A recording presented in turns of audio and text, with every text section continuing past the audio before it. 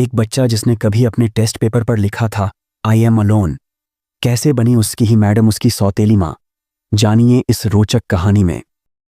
शहर की भाग दौड़ में जहां हर कोई अपनी मंजिल की तरफ दौड़ रहा था, वहीं एक कोना ऐसा भी था जहां जिंदगी ठहरी हुई सी थी। ये कोना था श्वेता मिश्रा का। श्वेता मिश्रा नाम में ही एक अपनापन था, एक ठहराव था, और वो भी वैसी ही थी, एक प्यारी स्कूल टीचर। हर बच्चे के चेहरे पर मुस्कान देखना, उनके छोटे छोटे सवालों के जवाब देना, उनका हाथ पकड़कर जिंदगी की पहली सीढ़ी चढ़ाना, यही उसकी दुनिया थी। मगर इस मुस्कान के पीछे उसकी आंखों में एक गहरा समंदर छुपा था, एक ऐसा समंदर जिसकी लहरें कभी शांत नहीं होती थीं। श्वेता की जिंदगी में हर चीज थी, एक अच्छी नौकरी, घर, समाज में इज्जत, लेकिन एक चीज नहीं थी, और उसी एक चीज ने उसकी पूरी दुनिया को बिखेर दिया था। मां बनने का सुख, संतान का सुख। ये वो सच्चाई थी जिसे वो कभी नहीं बदल सकती थी, और इसी सच्चाई ने उसके शादीशुदा रिश्ते को तोड़ कर रख दिया था। उसके पति से संबंध टूट चुके थे, दिल टूट चुका था, और अब आवाज भी नहीं निकलती थी। अब बस एक अजीब सी खामोशी थी। स्कूल में बच्चों की हंसी, उनका शोरगुल, ये सब उसे अंदर से सुकून देता था। बच्चों के साथ वो अपना दर्द भूल जाती थी। वो उनके लिए सिर्फ एक टीचर नहीं थी, वो उनकी दोस्त थी, उनकी मार्गदर्शक थी, और शायद कहीं ना कहीं उनकी अनकही माँ भी। पर जब स्कूल की घंटी बजती और बच्चे अपने अपने घरों को लौट जाते, तो श्वेता फिर से अकेली हो जाती। उस खालीपन में, उस अकेलेपन में उसकी अपनी आहट भी उसे चुभने लगती थी। और फिर एक दिन उसकी नजर पड़ी सोनू पर। सोनू तीसरी कक्षा का एक चुपचाप अकेला बच्चा। उसकी आंखें हमेशा कुछ ढूंढती रहती थीं, जैसे किसी खोई हुई चीज को तलाश रही हों। वो ना तो क्लास में शरारत करता, ना ही किसी से बात करता, बस अपनी ही दुनिया में खोया रहता। उसके दोस्त उसे अनदेखा करते, और वो भी उन्हें। उसका अकेलापन इतना गहरा था कि वो क्लासरूम की पूरी रोशनी में भी अपनी एक अलग ही परछाई बना लेता था। श्वेता ने कई बार कोशिश की थी सोनू से बात करने की, उसे पास बुलाती, उसका हाल पूछती, पर सोनू बस सिर हिला देता या धीमी आवाज में ठीक हूं कहकर चुप हो जाता। एक दिन श्वेता क्लास टेस्ट की कॉपियां चेक कर रही थी। हर कॉपी में बच्चों की शरारतें, उनके अधूरे जवाब, उनकी मासूम गलतियां झलक रही थीं। पर जब उसकी नजर सोनू की कॉपी पर पड़ी तो वो ठहर गई। कुछ सवालों के बीच कॉपी के एक कोने में किसी टूटी हुई कलम से सोनू ने लिखा था आई एम अलोन। ये सिर्फ 3 शब्द नहीं थे, ये सोनू की पूरी कहानी थी, जो उसने खामोशी से लिख दी थी। श्वेता के दिल में एक टीस उठी। वो जानती थी इस अकेलेपन का दर्द, उसने महसूस किया था इस चुप्पी की चुभन। वो जानती थी जब दिल में बहुत कुछ हो कहने को, पर कोई अपना ना हो तो कैसा महसूस होता है। सोनू की आंखों में वो खालीपन था जो श्वेता ने अपनी आंखों में देखा था। श्वेता नर्म आवाज में प्यार भरी मुस्कान के साथ, सोनू, मैंने तुम्हारा टेस्ट पेपर देखा, तुमने ज्यादातर सवालों में काफी अच्छा किया है। सोनू बड़ी मुश्किल से बोलते हुए, ठीक है मैम। श्वेता धीरे से पेपर को उसकी ओर सरकाती है, आई एम अलोन शब्दों की ओर इशारा करते हुए, लेकिन मैंने कुछ और भी देखा है, कुछ अजीब। सोनू की आंखें शब्दों पर चमकती हैं। उसकी नजर तुरंत नीचे झुक गई और चेहरा लाल हो गया। कक्षा की हवा में एक अजीब सा सन्नाटा पसर गया।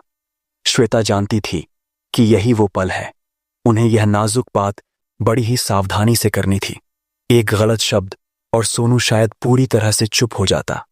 श्वेता अपनी आवाज धीमी करते हुए, सोनू, जब कोई आई एम अलोन लिखता है तो इसका मतलब है कि वो बिल्कुल अकेला है, जिनके पास कोई नहीं होता। और इसका यह भी मतलब है कि वो उस व्यक्ति पर भरोसा करता है जिसे वह लिख रहा है। क्या तुम मुझ पर भरोसा करते हो बेटा? सोनू धीरे से हाँ में सिर हिलाता है, जमीन की ओर देखते हुए। श्वेता ने कहा, बहुत अच्छा, तुम मुझ पर पूरी तरह से भरोसा कर सकते हो। सोनू, तुम ठीक हो ना बेटा? कोई बात है क्या? मुझे बताओ कि क्या हुआ है। क्या घर पर कुछ परेशानी है या स्कूल में? सोनू ने सिर उठाया, उसकी आंखों में पानी भर आया। वो कुछ कहना चाहता था पर आवाज नहीं निकली। सोनू दबी हुई, रोती हुई आवाज में, मैम, माँ नहीं है, पापा मुझसे बात नहीं करते, वो मुझसे नफरत करते हैं। ये सुनते ही श्वेता को लगा जैसे उसके दिल पर किसी ने हथौड़ा मार दिया हो। उसने सोनू को अपनी बाहों में भर लिया। सोनू, जो शायद अपनी मां के गुजरने के बाद पहली बार किसी के सहारे से लिपटा था, अपनी मां को खोने का दर्द, अपने अकेलेपन का बोझ सब आंसुओं के रूप में बह रहा था। श्वेता को समझ आ गया था, ये सिर्फ एक बच्चा नहीं है, ये एक बिखरा हुआ घर है, एक टूटा हुआ परिवार है। श्वेता ने स्कूल रिकॉर्ड से सोनू के पिता का नंबर निकाला, राजेश वर्मा। एक शाम श्वेता उनके घर पहुंची। एक छोटा सा शांत घर जहां उदासी ने डेरा जमा रखा था। राजेश वर्मा ने दरवाजा खोला। उनकी आंखें सूजी हुई थीं, चेहरे पर गहरी थकान के निशान। वो श्वेता को पहचानते थे, स्कूल की टीचर। श्वेता नम्रता से, नमस्ते वर्मा जी, मैं श्वेता मिश्रा, सोनू की क्लास टीचर। राजेश वर्मा रूखी आवाज में, जी अंदर आइए। घर के अंदर भी वैसी ही खामोशी थी जैसी सोनू की आंखों में। तस्वीरें थीं दीवारों पर उन तस्वीरों में भी कोई मुस्कान नहीं थी। श्वेता ने देखा, एक तस्वीर में सोनू अपनी मां के साथ मुस्कुरा रहा था, वही मुस्कान जो अब उसके चेहरे से गायब हो चुकी थी। श्वेता ने धीरे से बात शुरू की। उसने सोनू की कॉपी दिखाई। वो 3 शब्द दिखाए, आई एम अलोन। श्वेता भावुक होकर, राजेश वर्मा जी, सोनू को आपकी जरूरत है, वो अकेला महसूस करता है। राजेश वर्मा ने गहरी सांस ली। उनकी आवाज में एक अजीब सी उदासीनता थी।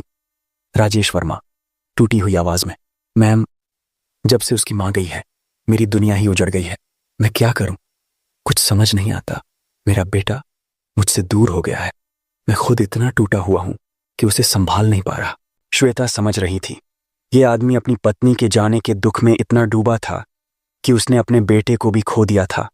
कोई मारपीट नहीं, कोई गाली गलौज नहीं, बस एक गहरी खामोशी और ठंडी बेरुखी। ये बेरुखी किसी मार से भी ज्यादा दर्दनाक होती है। ये धीरे धीरे इंसान को अंदर से खोखला कर देती है। एक पिता जो खुद टूट चुका था, अपने बेटे को कैसे सहारा देता। श्वेता ने उनसे काफी देर बात की। उसने उन्हें समझाया कि कैसे उनका दुख सोनू को भी प्रभावित कर रहा है। उसने उन्हें बताया कि सोनू को उनके प्यार, उनके समय की कितनी जरूरत है। श्वेता संवेदना भरी आवाज में, राजेश वर्मा जी, आपकी पत्नी नहीं रही, पर सोनू तो है, वो आपके पास है। आप दोनों एक दूसरे का सहारा बन सकते हैं। दुख में साथ रहना ही तो परिवार की असली ताकत होती है। राजेश वर्मा की आंखों में पानी भर आया। पहली बार उन्हें किसी ने इस तरह से समझाया था। पहली बार किसी ने उनके दर्द को समझा था और उन्हें एक रास्ता भी दिखाया था। श्वेता की बातों का राजेश वर्मा पर गहरा असर हुआ। उन्हें एहसास हुआ कि उनका बेटा उनसे कितना दूर हो गया है।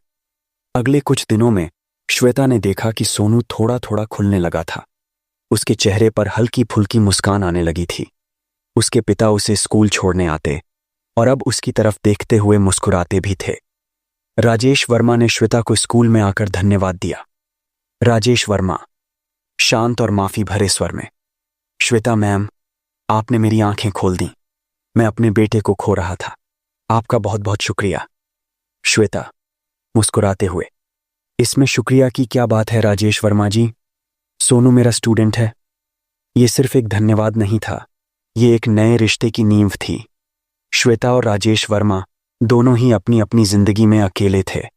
एक को संतान का सुख नहीं था, दूसरे ने अपनी पत्नी को खो दिया था। दोनों के घाव अलग थे, पर दर्द एक जैसा, अकेलेपन का। धीरे धीरे दोनों के बीच अपनापन बढ़ने लगा। स्कूल मीटिंग्स, सोनू की प्रोग्रेस रिपोर्ट, इन बहानों से वो मिलते रहे, बातें करते रहे। श्वेता ने राजेश वर्मा को समझाया कि कैसे सोनू को खेलने कूदने देना चाहिए, उसे दोस्त बनाने के लिए प्रोत्साहित करना चाहिए। राजेश वर्मा ने भी श्वेता के अकेलेपन को महसूस किया। उन्होंने पाया कि श्वेता कितनी समर्पित और दयालु है। एक शाम सोनू ने श्वेता को बताया कि उसके पिता ने उसे कहानी सुनाई। सोनू खुशी से, मैम, पापा ने आज मुझे कहानी सुनाई, बहुत अच्छी कहानी थी। श्वेता के चेहरे पर एक सुकून भरी मुस्कान तैर गई। उसे लगा जैसे उसकी मेहनत रंग ला रही थी। समय तेजी से आगे बढ़ रहा था। श्वेता ने सोनू को सहारा दिया। वो उसकी पढ़ाई में मदद करती, उसे चित्रकला सिखाती और सबसे बढ़कर उसे अपनापन महसूस कराने लगी। सोनू अब खुलकर अपनी बातें बताता था। इधर राजेश वर्मा भी श्वेता के प्रति एक गहरा सम्मान महसूस करने लगे थे। उन्होंने देखा कि कैसे श्वेता ने उनके बेटे की जिंदगी में फिर से रंग भर दिए थे।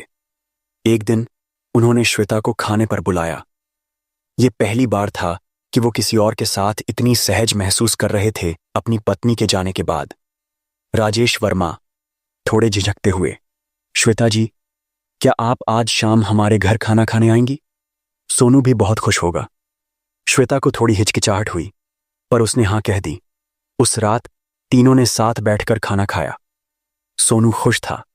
राजेश वर्मा के चेहरे पर भी एक हल्की मुस्कान थी। श्वेता को एक पल के लिए ऐसा लगा जैसे उसे अपना खोया हुआ परिवार मिल गया हो। खाने के बाद राजेश वर्मा ने अपनी पत्नी की पुरानी बातें शेयर की। श्वेता ने भी अपनी अधूरी कहानी सुनाई, अपनी जिंदगी के सूनेपन के बारे में बताया। राजेश वर्मा दुख भरी आवाज में, श्वेता जी, आप जैसी अच्छी इंसान को भगवान ने यह सुख क्यों नहीं दिया? श्वेता आंखों में नमी के साथ, पता नहीं राजेश वर्मा जी, शायद जिंदगी ने मेरे लिए कुछ और ही लिखा है। उस रात दो टूटी जिंदगियों ने एक दूसरे को सहारा दिया। दोनों ने अपने घावों पर प्यार और समझदारी का मरहम लगाया। उन्हें एहसास हुआ कि अकेले चलना कितना मुश्किल होता है और साथ चलने में कितनी ताकत होती है। समय अपने रफ्तार से बहता रहा और श्वेता, सोनू और राजेश वर्मा का रिश्ता और गहरा होता गया। श्वेता अब लगभग हर दिन उनके घर जाती थी। सोनू उसे अपनी दूसरी मां कहने लगा था और राजेश वर्मा के चेहरे पर सालों बाद एक सुकून भरी मुस्कान थी। उन्हें लगा जैसे उनकी जिंदगी फिर से पटरी पर आ गई थी। उन्हें लगने लगा था कि श्वेता उनके परिवार में एक अभिन्न हिस्सा बन गई है। एक शाम जब श्वेता राजेश वर्मा के घर पर थी, सोनू सो चुका था। राजेश वर्मा ने श्वेता से कुछ जरूरी बात करनी चाहिए। उनकी आवाज में एक अजीब सी घबराहट थी। राजेश वर्मा थोड़ा हिचकिचाते हुए, श्वेता जी, मुझे आपसे कुछ कहना है। ये शायद थोड़ा अजीब लगे पर अब मैं और छुपा नहीं सकता। श्वेता उन्हें देखती रही। उसकी आंखों में एक सवाल था। राजेश वर्मा गहरी सांस लेते हुए, सोनू मेरा जैविक बेटा नहीं है। श्वेता जैसे जम सी गई। उसका पूरा शरीर कांप उठा। श्वेता कांपती आवाज में, ये क्या कह रहे हैं आप? राजेश वर्मा आंखों में आंसू के साथ, हाँ श्वेता जी, सोनू मेरी बहन का बेटा है। मेरी बहन और उसके पति की एक हादसे में मौत हो गई थी। जब सोनू बहुत छोटा था, मैंने और मेरी पत्नी ने उसे अपना बेटा बनाया था। मेरी पत्नी, वो उससे बहुत प्यार करती थी। वो चाहती थी कि मैं ये सच्चाई कभी किसी को न बताऊं, खासकर सोनू को नहीं। पर अब जब आप हमारी जिंदगी में आई हैं और सोनू को इतनी खुशी दे रही है, मुझे लगा कि आपको ये जानने का हक है। श्वेता के पैरों तले जमीन खिसक गई। ये एक ऐसा रहस्य था, एक ऐसा झटका था जिसकी उसने कभी कल्पना भी नहीं की थी। सोनू उसका अपना बेटा नहीं था। ये एक सच्चाई थी जो उसे हजम नहीं हो रही थी।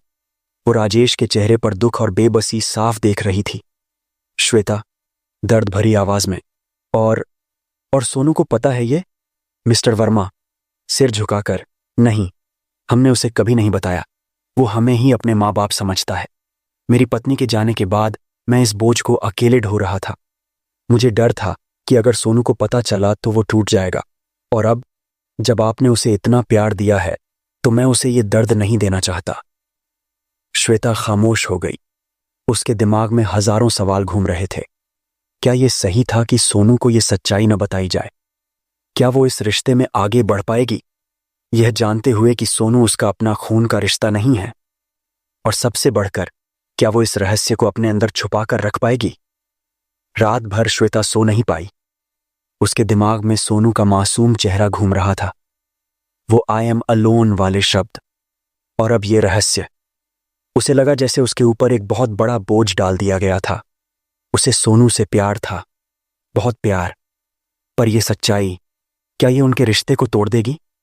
अगले दिन श्वेता ने स्कूल से छुट्टी ले ली। उसे कुछ समय चाहिए था सोचने के लिए। उसने अपने दिल की सुनी। उसे याद आया कि कैसे उसने हमेशा एक बच्चे का सपना देखा था और कैसे सोनू उसकी जिंदगी में आया था। खून का रिश्ता क्या सिर्फ वही मायने रखता है, या प्यार और अपनत्व ज्यादा गहरे होते हैं? उसे याद आया राजेश वर्मा की बेबसी, उनकी आंखों का दर्द और सोनू की खुशी जो श्वेता की वजह से आई थी। अगर इस सच्चाई को जानने के बाद सोनू टूट जाता तो क्या होता? क्या वो उसे फिर से उसी अकेलेपन में धकेल देती? शाम को श्वेता राजेश वर्मा के घर गई। सोनू खेल रहा था। श्वेता ने उसे गले लगाया। उसकी आंखों में अब कोई सवाल नहीं था, सिर्फ प्यार था। श्वेता, गंभीर पर दृढ़ आवाज में, राजेश वर्मा जी, मैंने सोचा सोनू को यह सच्चाई बताने की कोई जरूरत नहीं है। उसे हम दोनों का प्यार चाहिए और वही सबसे जरूरी है। मिस्टर वर्मा ने राहत की सांस ली। उनके चेहरे पर एक हल्की मुस्कान आई। श्वेता ने तय कर लिया था, ये रिश्ता खून का भले न हो, पर दिल का था। और दिल के रिश्ते सबसे गहरे होते हैं। उसने अपने अकेलेपन को, अपनी टूटी हुई उम्मीदों को एक नई दिशा दी थी। उसने अपने मातृत्व को सोनू में पाया था। धीरे धीरे श्वेता और राजेश वर्मा के बीच का रिश्ता और मजबूत होता गया। उनका रिश्ता अब सिर्फ सोनू की वजह से नहीं था, बल्कि एक दूसरे के प्रति सम्मान, समझदारी और गहरे भावनात्मक जुड़ाव की वजह से भी था। दोनों ने अपने अतीत के घावों को एक दूसरे के साथ मिलकर भरा। एक दिन राजेश वर्मा ने श्वेता से अपने दिल की बात कही। राजेश वर्मा भावुक होकर, श्वेता जी, मेरी जिंदगी में आप और सोनू ही अब मेरी दुनिया है। क्या आप इस परिवार का हिस्सा बनेंगी? क्या आप मेरी जीवन संगिनी बनेंगी? श्वेता की आंखों में आंसू आ गए। ये वो पल था जिसका उसने शायद कभी सपने में भी नहीं सोचा था। श्वेता खुशी और नम आंखों से, हाँ राजेश जी, हाँ। और बस जिंदगी ने एक नया मोड़ ले लिया। कोई भव्य शादी नहीं हुई, बस एक छोटा सा समारोह जिसमें कुछ करीबी लोग शामिल हुए। श्वेता, राजेश वर्मा और सोनू, तीनों अब एक परिवार थे।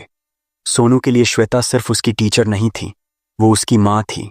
और राजेश वर्मा के लिए श्वेता उनकी खोई हुई रोशनी थी। उनका घर फिर से हंसी और प्यार से भर गया था। सोनू अब अकेला नहीं था, उसके पास माँ और पिता दोनों थे। और श्वेता, जिसके पास खुद का बच्चा नहीं हो सकता था, उसे सोनू में अपने मातृत्व का सुख मिल गया था। ये कहानी है इस बात की कि परिवार हमेशा खून के रिश्तों से नहीं बनते। कभी कभी दो टूटी हुई जिंदगियां जब प्यार, ममता और समझदारी से जुड़ती हैं तो एक ऐसा घर बनता है जो दुनिया की किसी भी नींव से ज्यादा मजबूत होता है।